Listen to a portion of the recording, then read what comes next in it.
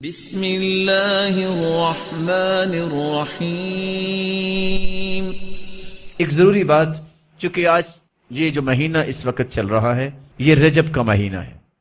رجب کے مہینے میں ایک نہیں 20 ایسے اعمال، 20 ایسی عادات، 20 رسم و رواج مسلمانوں میں آ چکے ہیں، لیکن ابن رجب رحمت اللہ علیہ انہوں نے جو کتاب لکھی ہے اور اجماع امت سے جو بات ثابت ہے کہ رجب کے مہینے میں کوئی بھی ایسا عمل جو بیان کیا جاتا ہے اللہ کے رسول سے ثابت ہی نہیں۔ تمام کی تمام احادیث اما موضوعہ او مکذوبہ او ضعیفہ، یا تو وہ جھوٹ ہے یا من گھڑت قصص ہے یا اللہ کے رسول صلی اللہ علیہ وسلم سے وہ ثابت ہی نہیں۔ اس لیے رجب کے بارے میں جو مسلمانوں نے ذہن بنا رکھے ہیں کہ رجب میں فلاں کنڈے ہوں گے، فلاں یہ ہوگا، فلاں یہ ہوگا، رسول اللہ صلی اللہ علیہ وسلم نے کوئی ایسی تعلیمات مسلمانوں کو نہیں دی۔ اور مسلمان کا منہج یہ ہونا چاہیے، اگر اللہ کی کتاب میں کوئی حکم ہے، اللہ کے رسول کے فرمان میں کوئی حکم ہے، تو پھر کسی مسلمان کی جرت نہیں کہ اس کا انکار کر دے، اور جو قرآن و سنت سے ثابت نہیں ہے اس کو کرنے سے کبھی بھی اللہ کی رحمت کا انسان مستحق نہیں بنتا، بلکہ اپنے آپ کو مجرم بناتا ہے۔ حدیث کے الفاظ ہیں من عمل عملا لیس علیہ امرنا فہو رد، ایسا عمل جو اللہ کے رسول نے نہیں کیا، جو صحابہ کو حکم نہیں دیا، کوئی ایسا عمل نیکی کی نیت سے بھی کرتا ہے تو مردود ہے۔ من احدث فی امرنا هذا ما لیس منہ فہو رد، جو دین میں ایسا پہلو پیش کرتا ہے، نیت جتنی بھی خالص ہو، عمل جتنا بھی نیک نظر آئے، اگر اللہ کے رسول نے ایسا حکم نہیں دیا تو وہ اللہ کے ہاں قابل قبول نہیں۔ رسول اللہ صلی اللہ علیہ وسلم کی جو صحیح مسلم میں روایت ہے، میں وہ سنا کے بات کو ختم کرنا چاہوں گا اور اس حدیث میں آپ کو شریک کرنا چاہوں گا۔ روزہ رکھنے کا ثواب کیا ہے؟ کون بتائے گا؟ روزے کی 2 قسمیں ہیں۔ فرضی روزہ جو ہوتا ہے نا، الصوم لی وانا اجزی بہ، اس کا تو اللہ ہی اجر دیں گے، ان لمیٹڈ ہے، وہ اللہ ہی جانتے ہیں۔ جو نفلی روزہ رکھتا ہے اس کا ثواب کتنا ہے؟ 70 سال اگر سفر کیا جائے تو کتنا سفر طے ہوگا؟ تصور کر سکتے ہیں ہم؟ قیامت کے دن ایک روزہ اللہ کی راہ میں رکھنے والا، ما من عبد یصوم یوما الا باعد اللہ بذلک اليوم وجہہ عن النار 70 خریفا، 70 سال جتنا سفر کیا جائے جو ایک روزہ رکھتا ہے اللہ کی راہ میں، اللہ اس کو اتنی مسافت جہنم سے دور فرما دیں گے۔ کتنا بڑا عمل! صحابی جس کی ایک گھڑی اللہ کے رسول کے ساتھ ایمان کی حالت میں گزری ہے اور ایمان کی حالت میں وہ دنیا سے گئے، کیا پوری کائنات کی عبادت اگر جمع کر دی جائے تو اس ایک گھڑی کے اجر کے برابر اجر مل سکتا ہے؟ نہیں۔ ساری دنیا کی نیتیں آج اکٹھی کر لی جائیں، صالح سے صالح نیت، کیا کسی صحابی کی نیت کا مقابلہ ہو سکتا ہے؟ صحیح مسلم کی روایت ہے، رسول اللہ صلی اللہ علیہ وسلم کے ساتھ صحابہ جا رہے تھے، فلما بلغ قراع الغمیم، جب قراع غمیم جگہ پہ پہنچے آپ نے فرمایا افطروا، روزہ افطار کر لو۔ روزہ رکھا ہوا تھا، روزہ افطار کر لیا گیا۔ قیل ان بعض الناس قد صام، خبر پہنچی کہ چند صحابہ نے روزہ نہیں افطار کیا۔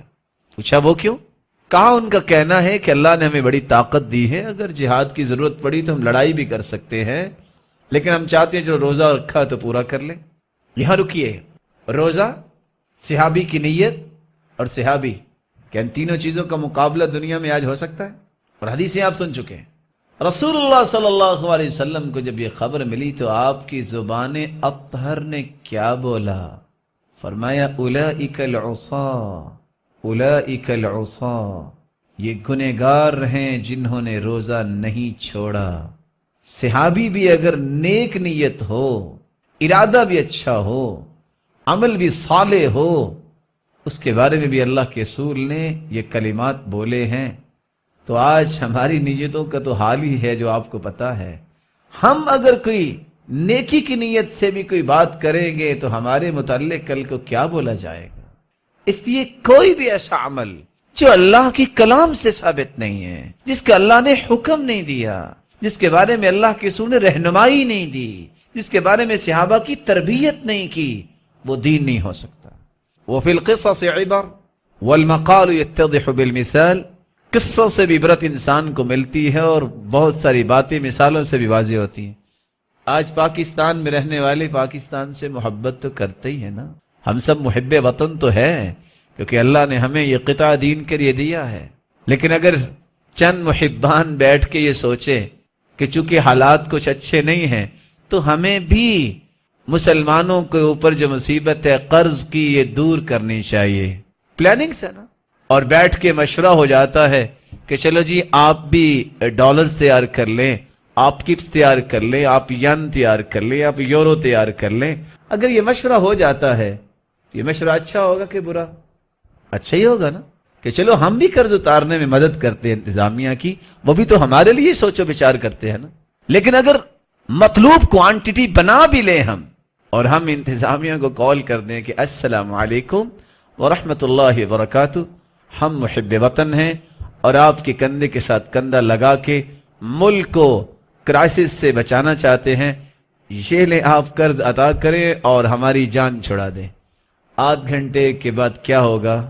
جب انتظامیہ آئے گی اریسٹ کرنے کے لیے تو کوئی دلائل یہ پیش کرے گا، ارے میں تو محب وطن ہوں، آپ یہ کیا کر رہے ہیں؟ تو جواب کیا دے گا وہ؟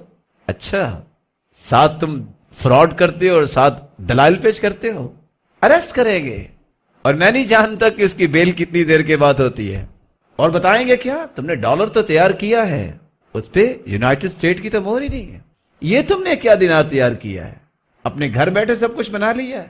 زندگی کے اندر یہ اصول یاد رکھیے، کوئی بھی ایسا عمل جس پہ قرآن و سنت کی مہر نہیں ہے وہ قیامت کو اریسٹ تو کروا دے گا، جتنا بھی اچھا عمل ہوگا تمہیں چھڑا نہیں سکے گا۔ ایک ہی کرائٹیریا ہے اللہ کے ہاں، معیار ہی ایک ہے، اللہ کا کلام، اللہ کے رسول کا کلام۔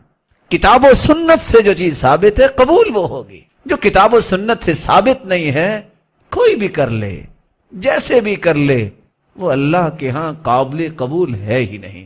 اللہ رب العزت ہمیں کتاب و سنت کے منہج پہ زندہ رکھے اور کتاب و سنت کے منہج پر ہی موت دے اور صاحب شریعت کی رفاقت نصیب فرمائے اور اپنے دیدار کا مستحق بنائے۔ وآخر دعوانا الحمد للہ رب